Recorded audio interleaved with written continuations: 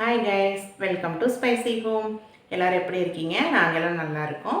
என்னோட சேனலை சப்ஸ்கிரைப் பண்ண எல்லாருக்கும் ரொம்ப நன்றி. இனிமேல் என்னோடய வீடியோ பார்த்துட்டு பிடிச்சிருந்துச்சு அப்படின்னா மறக்காமல் சப்ஸ்கிரைப் பண்ணிக்கோங்க. இன்றைக்கி நாங்கள் எங்கள் வீட்டில் சித்திரை 1ஆம் தேதி, அதாவது தமிழ் புத்தாண்டு எப்படி செலிப்ரேட் பண்ணோம் அப்படின்னு பார்க்கலாம். ஒரு இன்ட்ரெஸ்டிங்கான வீடியோவாக இருக்கும். நாங்கள் இங்கே கேரளாவில் எப்படி கொண்டாடுறாங்களோ அதையும் மிக்ஸ் பண்ணி நம்ம தமிழ்நாடு ஸ்டைல் எல்லாம் கூட மிக்ஸ் பண்ணி தான் எப்போவுமே செலிப்ரேட் பண்ணுவோம். எப்படின்னு பார்க்கலாம் வாங்க, வீடியோக்குள்ளே போகலாம். இதுக்கு பார்த்திங்கன்னா ஃப்ரூட்ஸ் எல்லாம் முந்தின நாள் நைட்டே நம்ம எல்லாமே ரெடி பண்ணி வச்சுட்டு காலையில் எழுந்திரிச்சு கன்னி காண்போம். அதனால் நான் முந்தின நாளே பார்த்திங்கன்னா எல்லாமே வாங்கிட்டு வந்துட்டாங்க. அன்றைக்கி அவங்க சொல்கிறது தாங்க ரேட்டு, என்ன ரேட்டு சொன்னாலும் நம்ம வாங்கி தான் ஆகணும். அதனால் பார்த்திங்கன்னா ஃப்ரூட்ஸ் கடையிலையும் பார்த்திங்கன்னா கண்ணா பின்னான்னு விலை சொல்லுவாங்க. நான் சாமி பாத்திரம் எல்லாம் அன்றைக்கி நைட்டுக்கு எல்லாம் க்ளீன் பண்ணான்னு எல்லாம் எடுத்து வச்சுருக்கேன். எங்கள் வீட்டில் எப்போ அந்த மாவிளக்கு தட்டுது ஒன்று தான் இருக்குங்க. இந்த மாதிரி ஏதாச்சும் இப்போது பூஜை இந்த மாதிரி இருந்தால் மட்டும்தான் இதுக்கு வேலையே.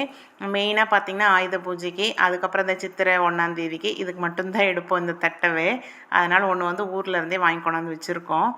அதுக்கு அந்த தட்டில் தான் ஃப்ரூட்ஸ் எல்லாமே அரேஞ்ச் பண்ணாங்க. இந்த வேலையெல்லாம் பார்த்திங்கன்னா மச்சான் வேலை. நான் செஞ்சால் மறுபடியும் அதை அப்படி வை இப்படி வையும்பாங்க. அதனால் அவங்க பொறுப்புலேயே விட்டுட்டோம்னா பிரச்சனையே இல்லை. ஏதாவது ஒன்று இல்லைன்னா குறை சொல்லிக்கிட்டே இருப்பாங்க. ஃப்ரூட்ஸ் இப்படி வச்சுட்டேன் அப்படி வச்சுட்டேன் அப்படிம்பாங்க. அதனால் எப்போவுமே அவங்க பொறுப்புலேயே விட்டுருவேன். நான் ஏதாச்சும் கரெக்ஷன் இருந்தால் மட்டும் சொல்லுவேன். இல்லைன்னா அவங்களே எல்லாம் கரெக்டாக செஞ்சுருவாங்க. இப்போ இது இங்கே மெயின் இதுக்கு முக்கணி வைப்பாங்க. மா பலா வாழை தான் இதுக்கு மெயினாக. இங்கே பார்த்திங்கன்னா இது பலாப்பழத்துக்கு பதிலாக இங்கே ஒன்று அயனி பலான்னு சொல்லி ஒரு குட்டி பலா இருக்குது, அதுவும் வைப்பாங்க. அது கூடவே முந்திரி காய் அது வைப்பாங்க. அப்புறம் இங்கே மெயின் இந்த கனி கொன்ற பூ தான் இந்த சித்திரை 1க்கே பார்த்திங்கன்னா மெயின். அந்த பூ இல்லாமல் 1ஆம் தேதி அவங்க செலிப்ரேட் பண்ண மாட்டாங்க. இங்கே விஷுன்னு சொல்லுவாங்க. நம்ம சித்திரை கனி, சித்திரை 1 தமிழ் புத்தாண்டு அப்படின்னு சொல்கிறோம். ஆனால் இங்கே கேரளாவில் பார்த்திங்கன்னா விஷுன்னு தான் சொல்லுவாங்க. அந்த அன்னைக்கு பார்த்திங்கன்னா அவங்களுக்கு ஒரு பெரிய ஒரு ஃபங்க்ஷன் மாதிரின்னு வைங்களேன். ஓணத்துக்கு அடுத்து இந்த விஷு நல்லா செலிப்ரேட் பண்ணுவாங்க. இங்கே கவர்மெண்ட் லீவ் விட்டுருவாங்க. அதே மாதிரி பார்த்திங்கன்னா அன்றைக்கி காலையிலே எல்லோரும் எழுந்திரிச்சு கோவிலுக்கு போவாங்க. அப்புறம் கை நீட்டம்னு சொல்லி இங்கே கொடுப்பாங்க. அதாவது குழந்தைகள்லேருந்து பெரியவங்க வரைக்கும் எல்லாத்துக்கும் காசு கொடுப்பாங்க. அது 100 200 அப்படிலாம் இல்லை, ₹1 அப்படி கூட கொடுப்பாங்க. காயினாகவும் கொடுப்பாங்க. ஒரு சிலர் பார்த்திங்கன்னா பணமாகவும் கொடுப்பாங்க. அதனால் எல்லோரும் காலையில் நேரமே குளிச்சுட்டு எல்லாம் வீடு வீடாக கொண்டுட்டு போய் எல்லாம் பணம் கொடுப்பாங்க. கோயிலில் ஏதாச்சும் குழந்தைகளெல்லாம் பார்த்தா கோயில்லையும் கொடுப்பாங்க. அதே மாதிரி கோயிலில் ஐயரும் பார்த்திங்கன்னா நம்மளுக்கு பிரசாதத்தோடு வச்சு பணம் அது காயினும் கொடுப்பாரு. இதுதான் பார்த்திங்கன்னா இந்த அயனி சக்கைன்னு சொல்லுவாங்க. குட்டி குட்டியாக இருக்கும். அதுக்கு எல்லாமே பிளேட்டில் நாங்கள் ஃபஸ்ட்டு மெயினாக அன்னாச்சி பழம் இங்கே வைப்பாங்க. அன்னாச்சி பழம், ஆப்பிள், ஆரஞ்சு, கிரேப்ஸு, முலாம்பழம் இருந்துச்சு வீட்டில், வாழைப்பழம், அப்புறம் எலுமிச்சம்பழம் வச்சாச்சு. அதுக்கப்புறம் இந்த பூ தான் கனிக்கொன்ற பூ. நம்ம ஊரில் என்ன சொல்லுவாங்கன்னு தெரில. நம்ம ஊர்லேயே கனிக்கொன்றேன்னு தான் நினைக்கிறேன். வேறு பேர் இருந்தால் மறக்காமல் கமெண்ட்டில் சொல்லுங்கள். இதுக்கு நாங்கள் இங்கே என்ன செய்வாங்கன்னா, இந்த பலாப்பழத்தில் அந்த அயனி சக்கைன்னு சொல்கிறோம் பார்த்திங்களா, அதில் ஒன்று, அதே மாதிரி மாங்காயில் மாம்பிஞ்சு அது ஒன்று, அதுக்கப்புறம் இந்த முந்திரி காய் இருக்குங்க. முந்திரி இப்போ நம்ம பாயாசத்துக்கெலாம் போடுறோம் இல்லைங்களா, அந்த முந்திரியில் காயை அப்படியே கொத்தாக கொடுப்பாங்க. அது அப்புறம் இந்த பூவு இதே நாளையும் சேர்த்து கட்டி வீட்டுக்கு முன்னாடி தொங்க விட்டுருப்பாங்க. விஷு அப்படின்னாவே அவங்களுக்கு மெயின் இந்த நாளையும் தான் வீட்டுக்கு முன்னாடி கட்டி தொங்க விட்டுருப்பாங்க. நாங்கள் சரி வெளியில் போர்ட்டிக்கோல தான் கட்டணுன்ட்டு சாமி ரூம்லேயும் முன்னாடி கட்டி தொங்க விட்டுட்டோம். அதே மாதிரி வெளியிலையும் கட்டி தொங்க விட்டாச்சு. அது அந்த ஒரு நாளைக்கு மட்டும்தான் அதை முன்னாடி பிளேட்லேயும் வச்சுருப்பாங்க. அதே மாதிரி இதையும் கட்டி தொங்க விட்டுருப்பாங்க. நாங்களும் இதெல்லாம் இங்கே வந்ததுக்கப்புறம் தான் பழகணும். ஒருத்தராக கேட்டு கேட்டு கேட்டு கொஞ்ச நாள் பார்த்திங்கன்னா ஃப்ளாட்டில் இருந்தோம். அங்கே ஒருத்தர் ஒன்று ஒன்று சொல்லுவாங்க. அவங்க எல்லாத்தையும் ஜாயின் பண்ணி தான் நாங்களும் இங்கே இந்த மாதிரியெல்லாம் செஞ்சிட்ருக்கோம். நம்மெல்லாம் சின்னதில் ஊரில் சும்மா கொஞ்சம் காசும் ஒரு செயின் இருந்தால் வைப்பாங்க. அல்லாமல் வேறையெல்லாம் ஒன்றும் இப்போ ஃப்ரூட்ஸு அந்த மாதிரியெல்லாம் வைக்க மாட்டாங்க. இப்போல்லாம் தான் நல்லா செலிப்ரேட் பண்ணுறாங்க. அதனால் நாங்களும் இங்கே வந்ததுக்கப்புறம் தமிழ்நாடே மிக்ஸ் பண்ணி கேரளாவும் மிக்ஸ் பண்ணி எல்லாம் கொலாப்ரேஷன் பண்ணுவோம். எல்லா ஃபங்க்ஷனுமே எங்களுக்கு அப்படித்தாங்க. பார்த்திங்கன்னா சிலப்போ தமிழ்நாடு மாதிரி இருக்கும், ஒன்று பார்த்திங்கன்னா இங்கத்த மாதிரி பண்ணுவோம். அதனால் ரெண்டையும் மிக்ஸ் பண்ணியே தான் பண்ணிகிட்ருக்கோம். இப்போ இது வந்து ஒரு இது வந்து சாமி ரூம் முன்னாடி கட்டியாச்சு. இன்னொன்று வந்து வெளியில் கட்டணும். இந்த இதுலேயும் வந்து அந்த தட்டுலேயுமே வந்து ஒரு சின்ன பலாக்காய் அதே மாதிரி வாழைப்பழம் வச்சிட்டாங்க. ஒரு மாங்காயும் கூட வச்சுட்டாங்க. ஏன்னா கனிகாங்கிறதுக்கு நம்மளுக்கு முக்கனி தானேங்க ஃபஸ்ட்டு, அதனால் அதையும் வச்சாச்சு. அதுக்கப்புறம் வெளியிலையும் வந்து அதே மாதிரியே ஒரு இதாக பிடிச்சி நூலில் கட்டி தொங்க விட்டுறலாம். இது எல்லாமே பார்த்திங்கன்னா நைட்டு தொடங்கினாங்க ஒரு 9 8:30 இருக்குங்க. 8:30க்கு தொடங்கினாங்க. 10 மணி ஆயிடுச்சு. நான் எல்லாம் வேலையெல்லாம் முடிச்சுட்டு சாமி பாத்திரம் எல்லாம் கழுகி கிச்சன் எல்லாம் க்ளீன் பண்ணி வச்சுட்டு வர்ற வரைக்கும் இந்த வேலை செஞ்சுக்கிட்டே இருந்தாங்க. நம்ம ஆனால் ஸ்பீடாக செஞ்சுருவோங்க. ஆனால் இவங்க இந்த ஆம்பளைகிட்ட கொடுத்தோம்னாவே அதை செய்வாங்க 1 மணி நேரம் செஞ்சுக்கிட்டு இருப்பாங்க. அது ஓகேவா, அதை மாற்றுவாங்க, இதை மாற்றுவாங்க, அதை தூக்கி அங்கே வைப்பாங்க. ஐயோ பெரிய இதாக இருக்கும். நான் வந்து பார்த்திங்கன்னா சாமி பாத்திரத்தை வந்து எப்போவுமே வந்து எலுமிச்சம்பழம் வந்து நம்ம கொஞ்சமாக எடுத்து அதை வந்து ஃபஸ்ட்டு எல்லா பக்கம் தொடச்சி வச்சுட்டு அதுக்கப்புறம் சபீனாவை போட்டு தேய்ச்சோம் அப்படின்னா நல்லா க்ளீனாக விட்டு வந்துடும். இதுக்கு வந்து மெயின் விஷு அப்படின்னாவே கிருஷ்ணர் தான் மெயின். எங்கள் கிருஷ்ணர் இந்த பக்கம் இருந்தார். இவரை தூக்கி கொண்டு போய் பூஜை முறியில் வச்சாச்சு இன்றைக்கி. எங்கள் வீட்டுக்கு இந்த கிருஷ்ணர் வந்து கிட்டத்தட்ட ஒரு 10 வருஷம் ஆச்சுங்க. எங்கள் இப்போ அக்கா பொண்ணு தான் வாங்கி கொடுத்தா. இந்த கிருஷ்ணர் வந்து கரெக்டாக எங்களுக்கு வந்து விஷு இந்த மாதிரி தமிழ் புத்தாண்டு அன்னைக்கு இவரை தான் கொண்டு போய் வச்சு இவர் தான் அன்னைக்கு மட்டும்தான் இவருக்கு ரொம்ப ஸ்பெஷல்னு வைங்களேன். அது வரைக்கும் வந்து பூவும் வைக்க மாட்டோம், ஒன்றும் வைக்க மாட்டோம். ஆனால் இந்த 1ஆம் தேதியான இந்த கிருஷ்ணர் வந்து சாமி ரூம்குள்ளே வந்துடுவார். ஒரு சின்ன கிருஷ்ணர் தான். கொஞ்சம் பெயிண்டெல்லாம் கூட இதாகிடுச்சு. மாற்றலாமான்னு நினச்சோம். சரி வேண்டாம், நல்லா தானே இருக்கட்டும் அப்படின்னு சொல்லி அப்படியே வச்சுருக்கோம். இப்போ இந்த கிருஷ்ணருக்கு கூடவே நான் வந்து இந்த இது கன்று இது வாங்கி வச்சுருந்தேன். அதையும் கொண்டாந்து இந்த வருஷம் ஆட் பண்ணியாச்சு. இப்போ எங்கள் பூஜா ரூம் பார்த்திங்கன்னா சின்னது தாங்க. ஒருத்தர் தான் உள்ளே போய் நின்று சாமி கும்பிட முடியும்.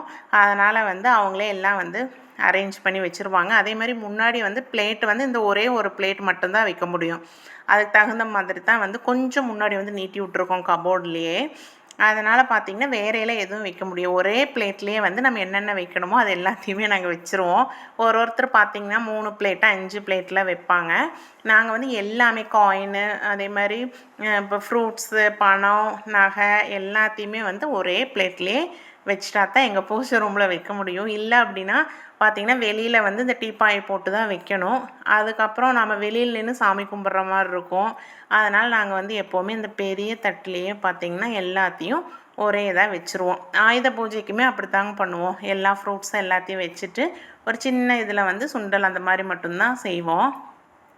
எங்கள் வீட்டில் எப்போவுமே பார்த்திங்கன்னா முன்னாடி நிலவுக்கும் வந்து பூ போடுவாங்க. அதே மாதிரி சாமி ரூம் நிலவுக்கும் பூ போட்டு மெயின் டோர் நிலவுக்கும் பூ போட்டாச்சு.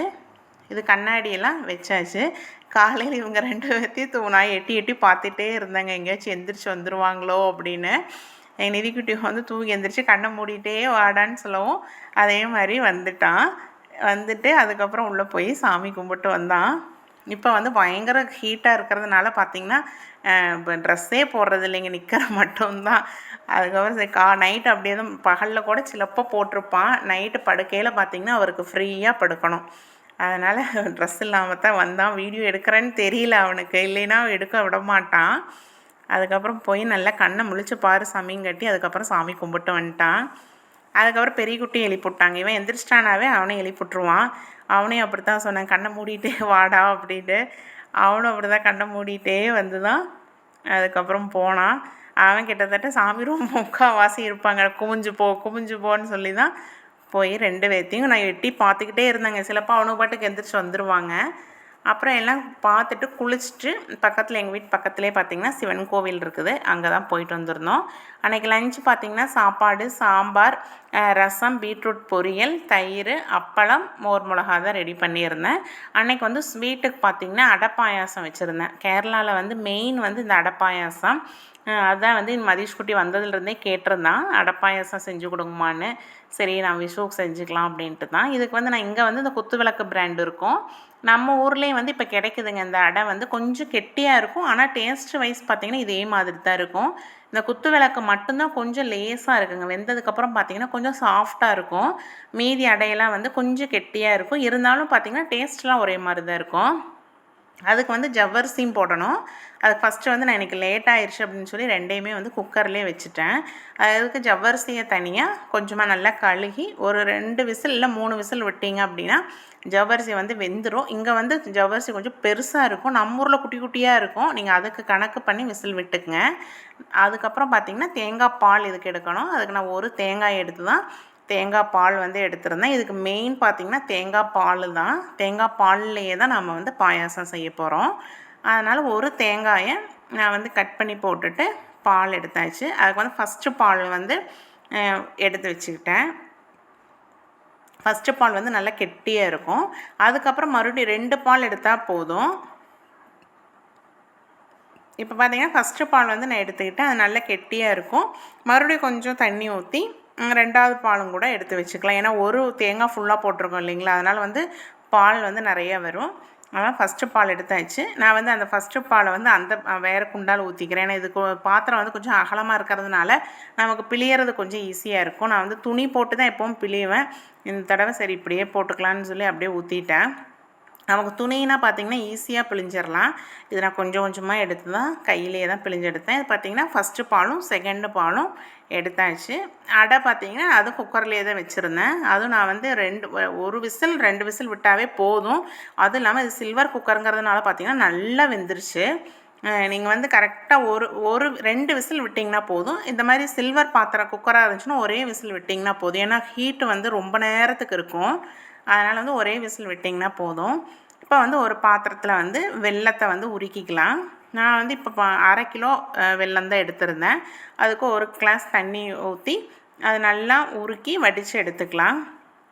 இப்போ இந்த அடையை வந்து என்ன செய்யணும்னா அந்த தண்ணியில் வடிச்சிட்டு பச்சை தண்ணியில் வந்து நல்லா கழுகிக்கணும். இல்லைன்னா அது வந்து கொஞ்சம் வளவளன்னு இருக்கும், அந்த கஞ்சி மாதிரி இருக்கும். அதனால் வந்து அதை வந்து நம்ம பச்சை தண்ணியில் வந்து கழுகி எடுத்துக்கலாம். இப்போ வெல்லத்தையும் உருக்கியாச்சு, வடிச்சிட்டு அதையே ஆட் பண்ணிக்கலாம். இப்போ மறுபடியும் அதை வடிச்சிட்டு கழுகிக்கிங்க. இப்போ ஒரு 2 ஸ்பூன் நெய் ஊற்றிக்கலாம். இதுக்கு வந்து அதிகம் நெய்யும் தேவைப்படாது, நம்ம முந்திரி திராட்சை வறுக்கிறதுக்கு தான் நெய். அதனால் ஃபஸ்ட்டு இப்போ கொஞ்சம் நெய் ஊற்றினோம்னா கொஞ்சம் மினுமினுன்னு இருக்கும், நல்லாயிருக்கும் பாயாசத்தை பார்க்குறதுக்கு. இப்போ நெய் சூடானதுக்கப்புறம் அந்த அடையை போட்டு சும்மா ஒரு 2-3 செகண்டு வந்து கிளறி விட்டுக்குங்க. அதுக்கப்புறம் நம்ம வடித்து வச்சுருக்கிற சர்க்கரை தண்ணியை வெல்லம் தண்ணியை வந்து ஊற்றிக்கலாம். இது நல்லா கலந்ததுக்கப்புறம் நம்ம ஜவ்வரிசி வேக வச்சுருவோம். ஜவ்வரிசி வந்து ஒன்றும் பண்ண வேண்டாம், கழுகவெல்லாம் வேண்டாம், அப்படியே எடுத்து ஊற்றிக்கலாம். ஏன்னா இந்த இதில் இருக்கிறது தான் வந்து ரொம்ப கஞ்சியாட்டு இருக்குங்கிறதுனால தான் நம்ம வந்து கழுவிக்கிறோம். ஜவ்வரிசி வந்து நம்ம கொஞ்சம் தான் வைக்கிறோம் இல்லைங்களா, அதனால் அப்படியே சேர்த்திக்கலாம். இப்போ அது நல்லா கலந்ததுக்கப்புறம் ஃபஸ்ட்டு வந்து செகண்டு பாலை ஊற்றணும். 2வதாக எடுத்தோம் பார்த்திங்களா, அந்த பாலை ஊற்றி நல்லா கொதி வந்ததுக்கு அப்புறமேலு ஃபஸ்ட்டு பாலை ஊற்றணும். ஃபஸ்ட்டு பால் ஊற்றின உடனே பார்த்திங்கன்னா நல்லா கெட்டி ஆகிக்கும். ஒரு கொதி வந்துச்சு அப்படின்னாவே பார்த்திங்கன்னா பாயாசம் கொஞ்சம் நல்லா கெட்டி ஆயிரும். இதுக்கு வந்து நீங்கள் வெல்லத்துலேயே இருந்தாலும் சரி தண்ணி வந்து கொஞ்சம் கம்மியாகவே வச்சுக்கோங்க. ஏன்னா நம்ம தேங்காய் பாலில் தான் வந்து பாயாசமே வந்து கெட்டியாகும். அதனால் தண்ணி அதிகமாக ஊற்றிட்டிங்கன்னா ரொம்ப நேரம் போட்டு கொதிக்க விடணும். தேங்காய் பாலை வந்து ரொம்ப நேரம் கொதிக்க விட்டாலும் நல்லா இருக்காது. அதனால் நம்ம சர்க்கரை உருக்கிறதுக்கே வந்து கொஞ்சமாக தண்ணி வச்சுக்கோங்க.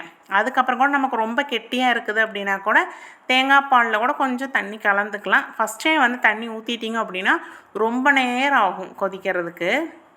இப்போ ஃபஸ்ட்டு பாலையும் ஊற்றி நல்லா கொதிச்சதுக்கப்புறம் நெய்யில் வந்து முந்திரி திராட்சை எல்லாம் போட்டு மறுபடியும் எடுத்து அதில் ஊற்றிட்டிங்க அப்படின்னா அடை பாயாசம் வந்து ரெடி ஆயிரும். இப்போ மறுபடியும் எடுத்து ஊற்றியாச்சு. இப்போ ஊற்றி பார்த்துட்டு உங்களுக்கு வந்து ரொம்ப தண்ணியாட்ட இருக்குது அப்படின்னு நினச்சிங்கன்னா வேணால் கொஞ்சமாக வந்து மறுபடியும் தேங்காய் பால் எடுத்து ஊற்றுங்க. இல்லை அப்படின்னா பால் பவுடர் இருந்துச்சுன்னா கூட சேர்த்துக்கிட்டிங்கன்னா கெட்டி ஆகிக்கும். இப்போ பார்த்திங்கன்னா நம்மளுக்கு அடை பாயாசம் ரெடி ஆயிடுச்சு. கண்டிப்பாக ட்ரை பண்ணி பாருங்கள். கேரளாலேயே பார்த்திங்கன்னா மெயின் இந்த அடை பாயாசம் தான்.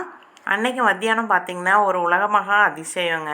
நம்ம பர்த்டேக்கெல்லாம் கூட கேக்கு கேட்டோன்னா கூட ஒரு சின்ன கப்பில் ஒன்று வாங்கிட்டு வந்து கொடுத்துருவாங்க. அன்றைக்கி பார்த்திங்கன்னா பெரிய பாக்ஸில் கேக் வாங்கிட்டு வந்தாங்க. அப்போ நாங்கள் கேட்டோம், இன்றைக்கி என்ன அதிசயமாக கேக்கு வாங்கிட்டு வந்துட்டீங்க அப்படின்னு. அப்போ சொன்னாங்க, நம்ம வந்து இங்கிலீஷில் நியூ இயர் வந்து செலிப்ரேட் பண்ணுறோம்ல, அதே மாதிரியே வந்து தமிழுக்கும் நியூ இயர் வந்து செலிப்ரேட் பண்ணல இந்த வருஷம் அப்படின்னாங்க. கேக்கு திங்கிறதுக்காங்க யாரும் கஷ்டம், ஓகே எல்லாம் செலிப்ரேட் பண்ணிடலாம் அப்படின்ட்டு தான் சரி கட் பண்ணலாம் அப்படின்னு சொல்லி எல்லாம் ரெடி பண்ணோம். அதுக்கு வந்து நாம் மெயினாக வந்து தமிழ் புத்தாண்டு அப்படிங்கிறதுனால சரி குத்து விளக்கு ஏற்றி நாம் வந்து தொடங்கிக்கலாம். சரி இந்த வருஷம் நம்மளுக்கு வந்து மெயின் சித்திரை 1 தான் வந்து நியூ இயர் இல்லைங்களா? நம்ம ஊர்லலாம் வந்து ஃபஸ்ட்டிலிருந்தே அப்படி தான் சொல்லுவாங்க. தமிழ் வருட பிறப்பு தான் வந்து தமிழ் வருஷ பிறப்பு அப்படிம்பாங்க. அதனால் சரி நம்ம ஊரில் எல்லா ஃபங்க்ஷனுக்குமே ஃபஸ்ட்டு வந்து குத்து விளக்கு தான் வந்து ஏற்றி எல்லாம் செய்வாங்க. அதனால் சரி நம்மளும் வந்து இந்த வருஷத்தை குத்து விளக்கு ஏற்றி தொடங்கிடலாம் அப்படின்ட்டு தான் 5 முகம் விளக்கு எடுத்து வச்சு அதில் நாங்கள் 4 பேர் 4 இதை பற்ற வச்சுட்டாங்க. ஒன்று வந்து நான் மறுபடியும் நானே பற்ற வச்சாச்சு. பற்ற வச்சு தான் வந்து கேக் கட் பண்ணோம். இந்த கேக்கில் பார்த்திங்கன்னா ராமச்சந்திராவில் தான் வாங்கிட்டு வந்திருந்தாங்க. அங்கே வந்து எல்லாமே இப்போ தமிழ்நாட்டு பிள்ளைங்க பசங்க தான் இருப்பாங்க. அவங்கள்ட்ட சொல்லவும் அழகாக பார்த்திங்கன்னா தமிழில் எழுதியும் கொடுத்துட்டாங்க, இனிய தமிழ் புத்தாண்டு அப்படின்னு. ஓகே சரி அப்படின்ட்டு தான் எல்லாம் வந்து விளக்கெல்லாம் பற்ற வச்சுட்டு சரி கேக் கட் பண்ணிக்கலாம் அப்படின்னு ஈவினிங் தான் இந்த வேலை செஞ்சிட்ருந்தோம். கோயிலுக்கு கிளம்பியாச்சு. சரி அதுக்கு முன்னாடி வந்து கேக் கட் பண்ணிக்கலாம். மத்தியானமே வாங்கிட்டு வந்துட்டாங்க. எங்கள் நிதிக்குட்டினால் ஒன்றும் நிற்கவே முடியலைங்க. அதை எப்படியாச்சும் கட் பண்ணி சாப்பிட்றணும் அப்படின்னு. எங்கள் நிதிக்குட்டிக்கு பார்த்திங்கன்னா கேக் வந்து இந்த சாதா கேக் வந்து சாப்பிடவே மாட்டான். பிளாக் ஃபாரஸ்ட் இல்லைன்னா ஒயிட் ஃபாரஸ்ட் இந்த 2 மட்டும்தான் சாப்பிடுவான். அல்லாத வேறு எந்த ஃப்ளேவரும் பிடிக்கிறதில்ல. அதனால் பர்த்டேவுக்காக இருந்தாலும் சரி இந்த மாதிரி வேறு எதுக்காக இருந்தாலும் சரி நாங்கள் வந்து இந்த பிளாக் ஃபாரஸ்ட் இல்லை ஒயிட் ஃபாரஸ்ட் மட்டும்தான் வாங்குறது இவனுக்காகவே. அதனால் சரின்ட்டு எல்லாம் கேக் கட் பண்ணுறதுக்கு ஸ்டார்ட் பண்ணியாச்சு. அவங்க 2 பேர்த்தையுமே கட் பண்ண சொல்லியாச்சு. தமிழ் புத்தாண்டு வாழ்த்துக்கள். அடுத்து பார்த்திங்கன்னா கட் பண்ணிட்டோம்ல, எடுங்கன்னா சரி ஓகே அப்படின்ட்டு அவங்க எல்லாம் கரெக்டாக பீஸாக கட் பண்ணணும் அப்படின்ட்டு நான் மறுபடியும் எடுத்து எல்லாம் பிளேட்டில் போட்டு கொடுத்தேன். அதுக்குள்ளே பார்த்திங்கன்னா அந்த மேலே இருக்கிறது அவனுக்கு வந்து இப்போ கேக்கை விட மேலே டெக்கரேஷனுக்கு வந்து இந்த ஸ்டிக்கு மாதிரியெல்லாம் சாக்லேட்டில் வைக்கிறாங்க இல்லைங்களா, அதுக்காக தான் ரெடியாக நிற்பான். அது ஃபஸ்ட்டு அது எல்லாத்தையும் எடுத்துருவான். அதெல்லாம் சாப்பிட்டதுக்கப்புறம் தான் கேக் சாப்பிடுவான். இது வந்து பார்த்திங்கன்னா அந்த அன்னைக்கு காலையில் கை நீட்டம் வந்து இங்கே பக்கத்தில் சிவன் கோவிலில் சேமச்சா வாங்கிட்டு வந்திருந்தாங்க. இந்த வருஷம் இப்படி லேமினேஷன் மாதிரி பண்ணி கொடுத்துட்டாங்க. இதெல்லாம் பக்கத்து வீட்டில் கோவிலுக்கு போன பக்கம் கிடச்சிச்சு. இவங்க பார்த்திங்கன்னா சிவன் கோயிலையும் கிருஷ்ணர் கோயிலுக்கும் போயிட்டு வந்திருந்தாங்க. நான் வந்து 2 3 தேவி கோவிலுக்கெலாம் நான் போயிட்டு வந்தேன். அங்கே வந்து பார்த்திங்கன்னா பிரசாதத்தோடவே காயினும் வச்சு கொடுத்துருந்தாங்க. அதனால் இந்த வருஷம் பார்த்திங்கன்னா கை நீட்டம் கிடச்சிருச்சு. நம்ம வந்து அந்த அன்னைக்கு கை நீட்டம் கிடைக்கல அப்படின்னா ஒரு மாதிரி இருக்கும். அதனால் இப்போ எப்படியா இருந்தாலும் பக்கத்து வீட்டில் எல்லோரும் கொடுத்துருவாங்க. இருந்தாலும் நம்ம கோவிலில் வாங்கினா தான் நமக்கு ஒரு திருப்தியாக இருக்கும். இப்போ கேக்கெல்லாம் வெட்டியாச்சு. மறுபடியும் விளக்க கொண்டு சாமி ரூம்லேயே வச்சாச்சு. இப்போ இந்த வீடியோ வந்து உங்களுக்கு எல்லாருக்கும் கண்டிப்பாக பிடிச்சிருக்குன்னு நினைக்கிறேன். என்னோடய சேனலை சப்ஸ்கிரைப் பண்ணி சப்போர்ட் பண்ணுங்கள். நாளைக்கு ஷார்ட்ஸில் பார்க்கலாம். டெய்லியுமே வந்து ஷார்ட்ஸ் இருக்கும், மறக்காமல் பாருங்கள். Thank you.